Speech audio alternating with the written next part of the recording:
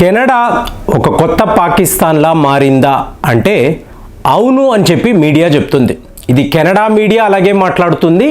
భారత్లో కూడా సరిగ్గా ఇలాంటి కథనాలు అంటే మీకు పాకిస్తాన్ ఆక్రమిత కాశ్మీర్కు సంబంధించిన తీవ్రవాదులు అంటే కెనడాలో ఖాలిస్తాన్ తీవ్రవాదులు. So same to same Pakistan ఏదైతే మాట్లాడుతుందో కెనడా కూడా అలాగే మాట్లాడుతుంది. అందువల్లే కెనడాను కొత్త పాకిస్తాన్ అని చెప్పి మీకు కథనాలు చూడండి. మొన్న స్వాన్ టెస్ట్ మనీ అని చెప్పి ఒక కార్యక్రమం, ఒక కమిషన్ ఉంటుందండి. అంటే ఎలక్షన్స్ జరగడానికి ముందు కెనడాలో ఇలాంటి ఒక కమిషన్ని పెట్టి ఆ దేశ ప్రధానమంత్రిని వీళ్ళు ప్రశ్నిస్తారు. అంటే ఇతని జవాబులు, ఇతను ఎలిజిబులేనా అంటే మళ్ళీ దేశానికి ప్రధానమంత్రి అవ్వడానికి ఈ వ్యక్తి ఎలిజిబులేనా, అలాగే ఇతని పార్టీ మీకు సరైన అంటే ఫ్రీ అండ్ ఫెయిర్ ఎలక్షన్స్ నిర్వహించగలదా. సో దీనికి సంబంధించి మీకు ఈ కమిషన్లో ఉండే సభ్యులు ప్రశ్నలు అడుగుతారు. సో ఇప్పుడు జస్టిన్ ట్రూడో సో ఈయనని పిలిచారు, వచ్చినప్పుడు వరస పెట్టి ప్రశ్నలు.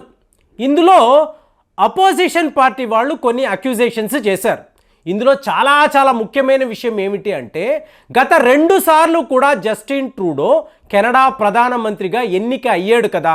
దీనికి ప్రాథమిక కారణము చైనా వాళ్ళు ఇచ్చిన ఫండింగ్. అంటే చైనా వాళ్ళు కెనడాలో ఉండే కాన్సులేట్ని పెట్టుకొని వీళ్ళు డబ్బులు ఇవ్వడము, అలాగే లోకల్గా ఉండే క్యాండిడేట్స్ను ఇన్ఫ్లుయెన్స్ చేయడము, ఇలాగా చైనాకు అనుకూలమైన ఒక ప్రభుత్వాన్ని వీళ్ళు కెనడాలో ఏర్పాటు చేశారా. సో ఇదే ప్రశ్న జస్టిన్ ట్రూడోని అడిగారు. అంటే అపోజిషన్ వాళ్ళు అన్నారు ఈ జస్టిన్ ట్రూడో గెలవడానికి చైనానే కారణము, చైనా ఇచ్చిన డబ్బు పెట్టుకొని వాళ్ళ ఇన్ఫ్లుయెన్స్ని పెట్టుకొని ఇతను 2 సార్లు కూడా ప్రధానమంత్రి అయ్యాడు అని చెప్పి వాళ్ళు చెప్పారు. సో ఇదే ప్రశ్న జస్టిన్ ట్రూడోని అడిగారు. జస్టిన్ ట్రూడో ఏమన్నాడు అంటే అవును చైనా వాళ్ళు ఇంటర్ఫియర్ అయ్యారు, అయినా కూడా మా ప్రజలు, కెనడా ప్రజలు వీళ్ళు మమ్మల్ని ఎంచుకున్నారు.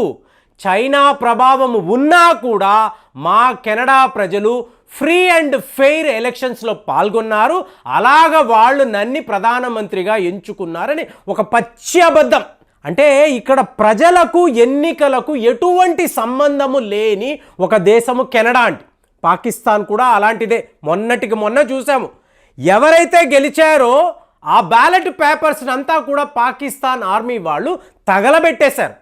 తగలబెట్టి ఎవడైతే ఓడిపోయాడో వీడే గెలిచాడు అని చెప్పి వాడిని ఇవాళ వీళ్ళు ఎమ్మెల్యేగా నిలబెట్టారు. ఇది పరిస్థితి. సిమిలర్ సిచ్యువేషన్ ఇవాళ కెనడాలో కూడా ఉంది.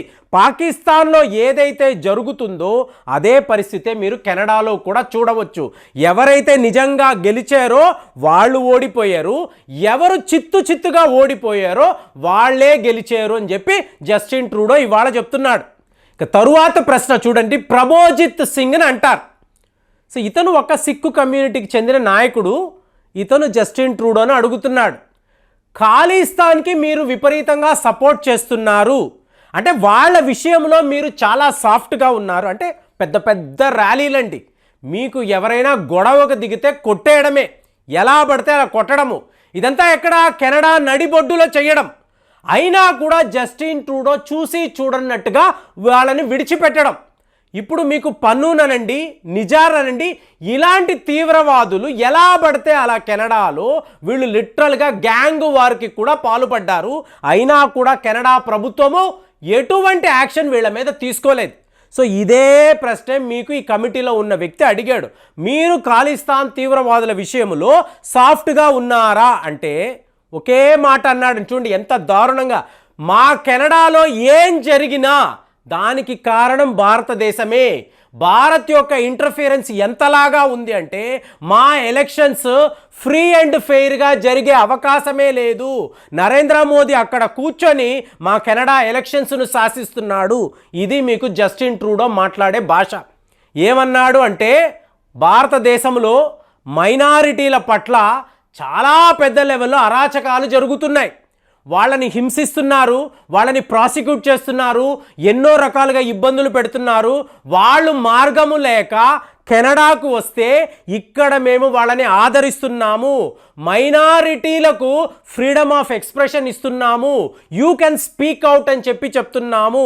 అలాంటి ఒక గొప్ప పని ఇక్కడ కెనడాలో జరుగుతుంది. అంటే అడిగిన వాడు ప్రభోజిత్ సింగ్ ఒక సిక్కు కమ్యూనిటీకి చెందిన నాయకుడు. కాబట్టి ఇతని జవాబు ఎలా ఉంది? చూడరా, మీ సిక్కు కమ్యూనిటీకి సపోర్ట్గా మాట్లాడుతున్నాను, ఇలాంటి అడ్డదిడ్డమైన ప్రశ్నలు నన్ను అడక్కు, క్లియర్గా అతనికే చెప్తున్నాడు. సో ఇలాగ భారత్లో సిక్కుల పట్ల చాలా చాలా దారుణాలు జరుగుతున్నాయా? మనం ఆలోచించాలి. కాబట్టి వాళ్లకు నేను ప్రొటెక్షన్ ఇస్తున్నాను, ఫ్రీడమ్ ఆఫ్ స్పీచ్ ఇస్తున్నాను. నిజార హత్య జరిగితే పార్లమెంటులో ఇష్యూ మీద నేను ఒక చాలా పెద్ద డిబేట్ను లేవదీశాను. ఎక్కడో ఒక దేశము నుంచి వచ్చిన వాళ్ళ కోసము మన పార్లమెంట్లో మాట్లాడామండి. ఇంతకన్నా గొప్ప డెమోక్రసీ ఎక్కడైనా ఉంటుందా? భారత్లో సిక్కుల పరిస్థితి చూడండి ఎంత దయనీయంగా ఉందో.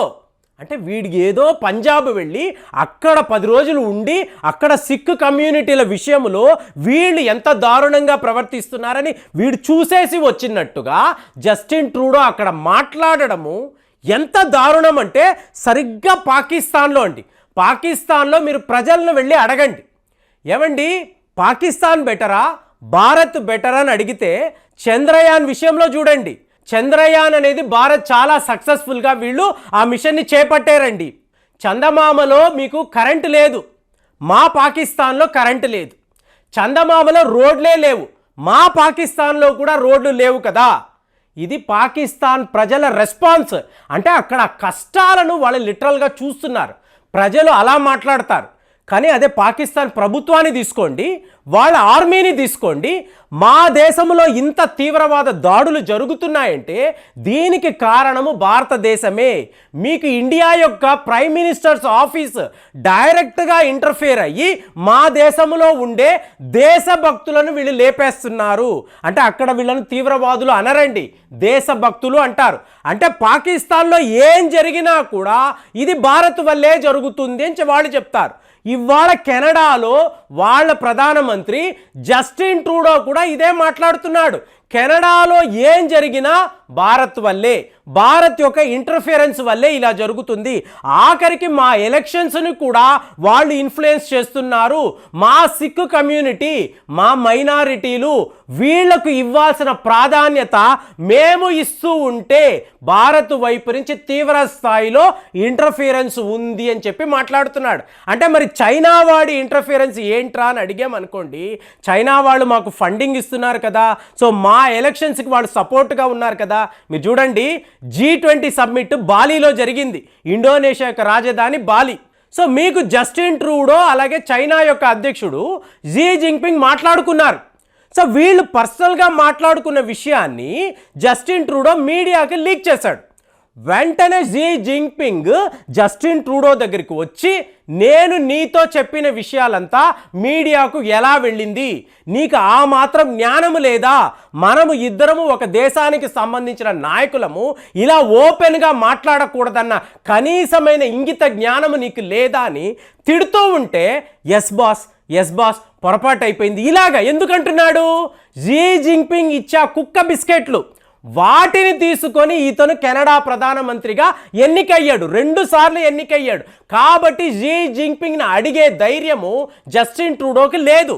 ఇదే విషయాన్ని ఇవాళ కమిటీ ముందు ఏమంటున్నాడు, చైనా వాళ్ళు ఇంటర్ఫియర్ అయ్యారు, అయినా కూడా మా కెనడా ప్రజలు ఫ్రీ అండ్ ఫెయిర్ ఎలక్షన్స్ నిర్వహించడంతో వాళ్ళ గెలుపు ఇది, నాది కాదు, కెనడా ప్రజల గెలుపు ఇది.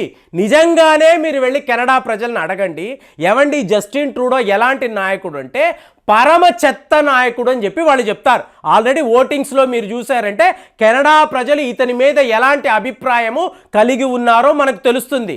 అలాంటిది చైనాను వెనకేసుకొస్తున్నాడు, భారత్ను ఇతను దుయ్యబడుతున్నాడు. ఇండియా వల్లే మా కెనడా ఇలా అయిపోతుంది అంటున్నాడు. మరి కెనడా అనబడే దేశము ఇంకొక పాకిస్తాన్లా మారిపోయిందా? ఇది ఇవాళ మీడియా కథనాలు. మరి మీరు చెప్పండి, ఈ పరిస్థితి పాకిస్తాన్లో ఉండే పరిస్థితి కెనడాలో కూడా మెల్లమెల్లగా మీకు జరుగుతుందా? కెనడా కూడా ఇంకొక పాకిస్తాన్లా మారుతుందా? కామెంట్స్లో రాయండి. మళ్ళీ వచ్చే వీడియోలో కలుద్దాం. జై హింద్.